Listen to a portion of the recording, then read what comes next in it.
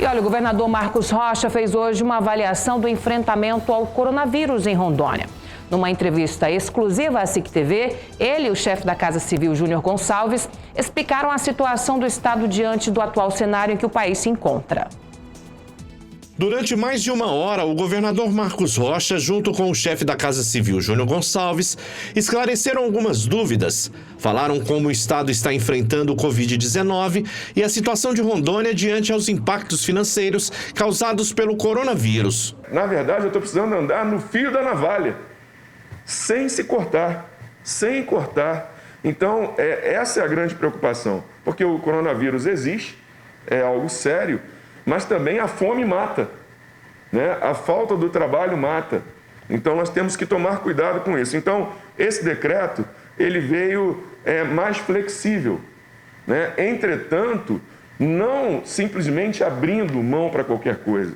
Então, nós permitimos aqui, açougues, panificadoras, supermercados, atacadistas, distribuidoras, o próprio Diário Oficial do Estado, lotéricas e casas lotéricas, serviços funerários, clínicas de atendimento na área de saúde, clínicas odontológicas foram incluídas também, laboratórios de análises clínicas e farmácias, consultórios veterinários, comércio de produtos agropecuários e pet shops, postos de combustíveis, indústrias, obras e serviços de engenharia e lojas de materiais de construção, oficinas mecânicas, autopeças, serviços de manutenção, hotéis e hospedarias, escritórios de contabilidade, advocacia e cartórios que são necessários, restaurantes à margem das rodovias e outras atividades definidas pelos municípios,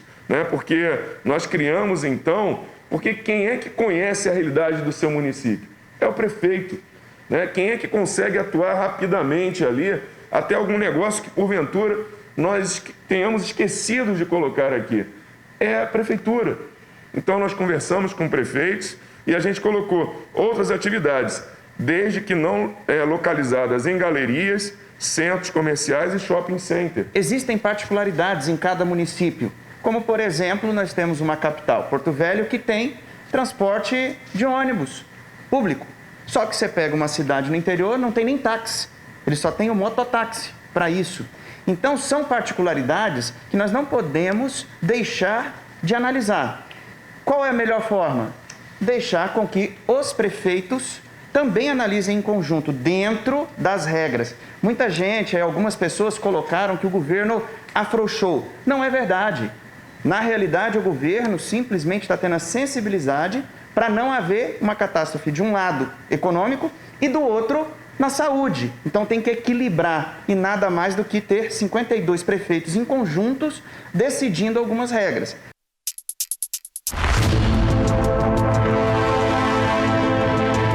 Vamos trabalhar para que todos os poderes reduzam seus salários. Todos. Aqui vai ser reduzido? A gente quer que faça junto, porque todos juntos, se não houver, ninguém vai morrer por ficar 3 meses, né, com salário reduzido, sabe? É algo que eu tenho pensado e pedi e propus, né? Então que a gente consiga, é a terceira fase do plano, se caso não dê resultado, né? Mas eu tenho fé em Deus que a gente vai conseguir ter a adesão da população no uso da máscara.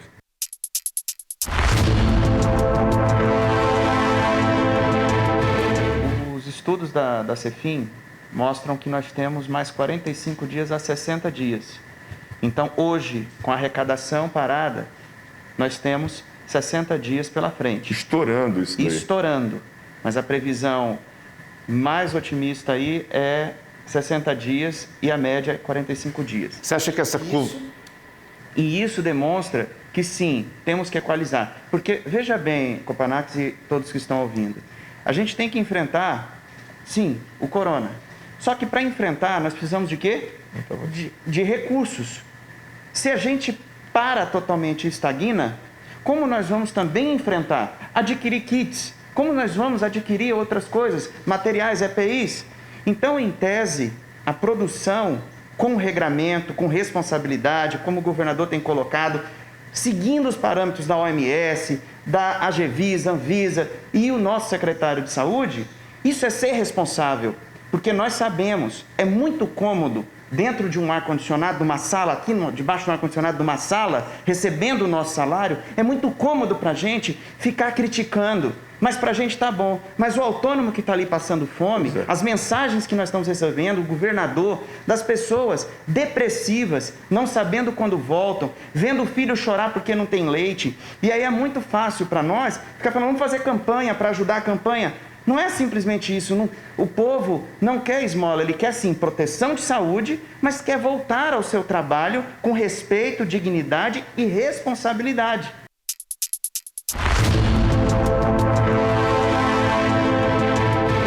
Se a gente fala assim, o Estado perdeu, na verdade, a gente está preocupado de fato com esse investimento que é para a proteção da vida das pessoas de Rondônia. E nós conseguimos entrar o ano de 2020 com 370 milhões acima do orçamento. Então, desses 370 milhões que nós entramos acima do orçamento, a gente está investindo desse recurso, né, para poder fazer cumprir todas as demandas. Porque, por exemplo, hoje nós temos poucas pessoas contaminadas. Mas vamos dizer que as pessoas não entendam. Não precisa usar máscara não, isso é bobagem. Não vou lavar a mão não. Aí nós vamos ter um pico dessa doença e aí a gente não vai ter a capacidade necessária para atender. Por mais que a gente faça UTI, tudo tem um limite, né?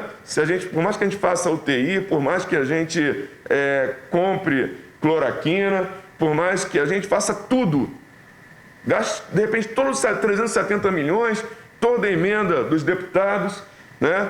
Diminua os salários, não importa. Se as pessoas não adotarem as medidas que eu estou falando aqui agora, a gente pode vir a ter um pico da doença. Então, eu vejo que tudo que nós fizemos até agora foi confiando na população e, ao mesmo tempo, para que nós não entremos em colapso. A verdade é essa.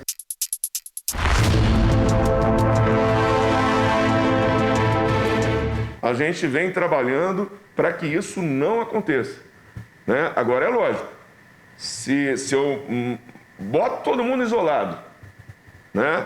Passa aí de 45 dias, aí vai ter o risco, sim. Aí há o risco, sim, de você não conseguir, né, pagar a folha de pagamento, né? Agora, a gente vai acontecer isso? Eu sempre digo, eu confio muito em Deus e eu peço, mais uma vez, toda hora eu estou falando isso, chega a ser chato.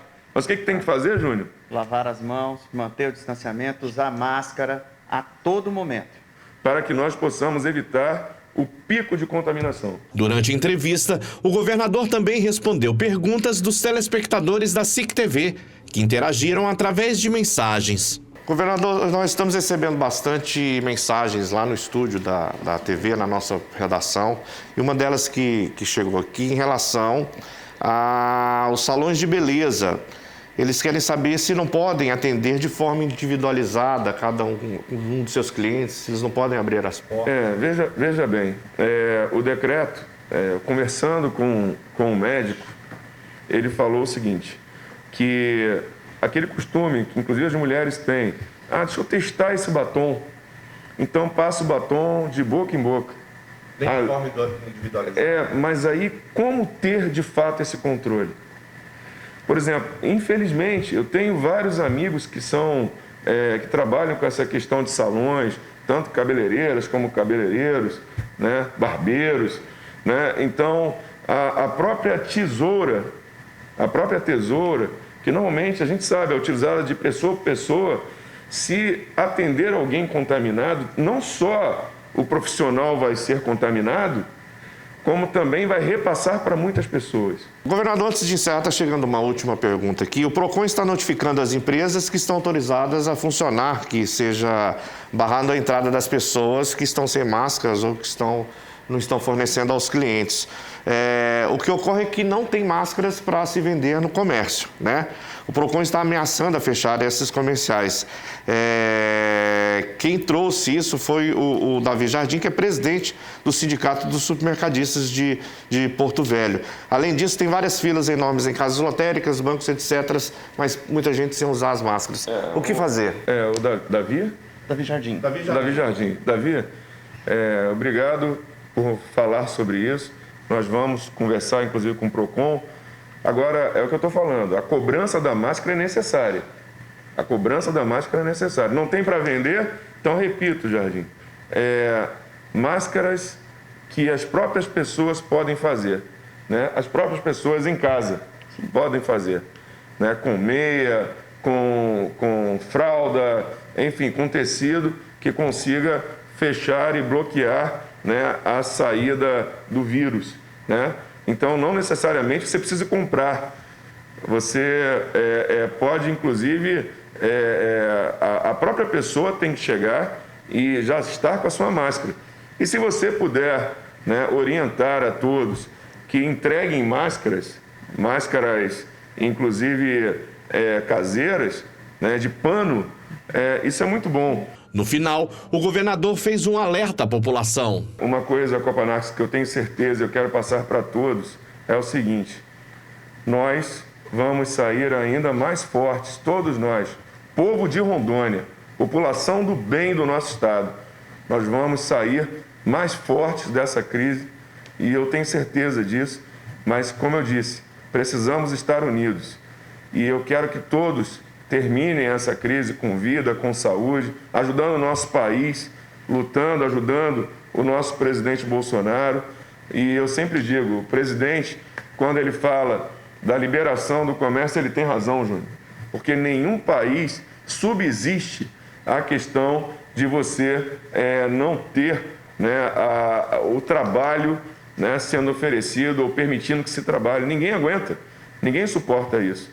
Então, se nós trabalharmos com cautela, como eu disse lá na República Tcheca, eles estão todos trabalhando, fazendo as suas funções de máscaras caseiras, inclusive, e está funcionando, né? Então, por que aqui não pode também? Podemos ser exemplo, eu conto com a nossa querida população de Rondônia. Muito bem, obrigado, Eduardo Copanax. Everton Leônio, vários pontos aí citados tanto pelo chefe da Casa Civil como pelo governador, que a população estava em dúvida e ainda tem a incerteza, né?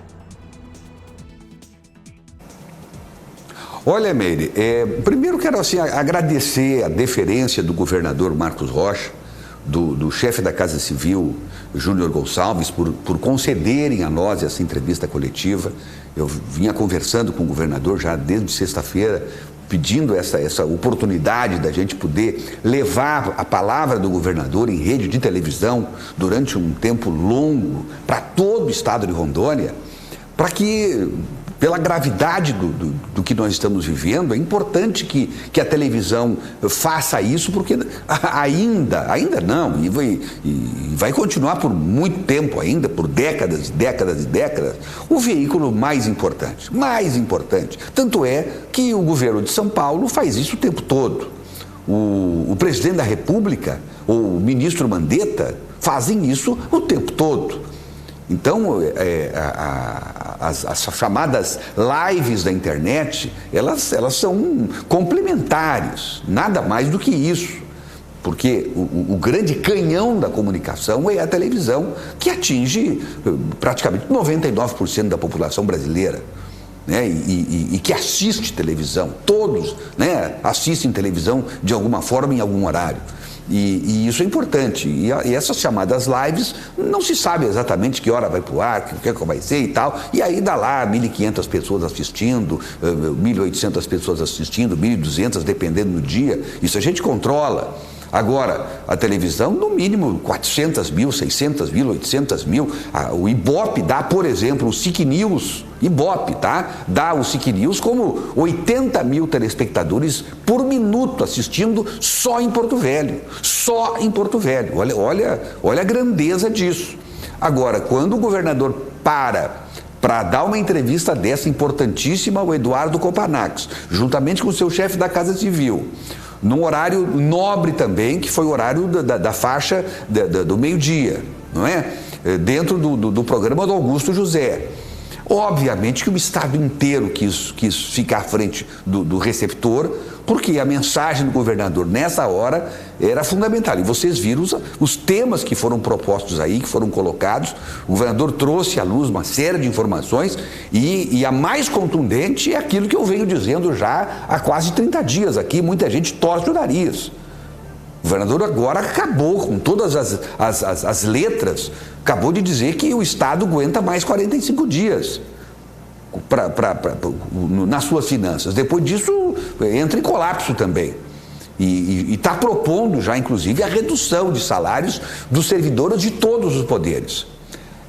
Não tem jeito. Todo mundo vai ter que fazer o sacrifício. Tinha muita gente aí fazendo festa, agora eu vou ficar em casa, não preciso trabalhar, pois vai ter que dar o seu sacrifício também. Porque se a economia para e quem sustenta o governo, quem sustenta os salários dos servidores públicos, é a iniciativa privada, é o trabalhador comum, é o autônomo, é o motorista de táxi, é o cara do mototáxi, é o motoboy, enfim, são todas essas pessoas mais humildes que constroem a nação, que fazem com que o aparato público possa funcionar. E se essas pessoas todas, da mais humilde até os profissionais liberais, enfim, se elas param de produzir como pararam de produzir, o comércio parou, enfim, não tem dinheiro, quebra, entra em colapso e vai chegar a hora, Minas Gerais já deu sinal hoje. Entrou em colapso Minas Gerais nas suas finanças. Nós temos ainda 45 dias, porque a saúde econômica e financeira do governo do estado de Rondônia era muito boa. Agora, a gente já sabe, já imagina como é que vai ficar.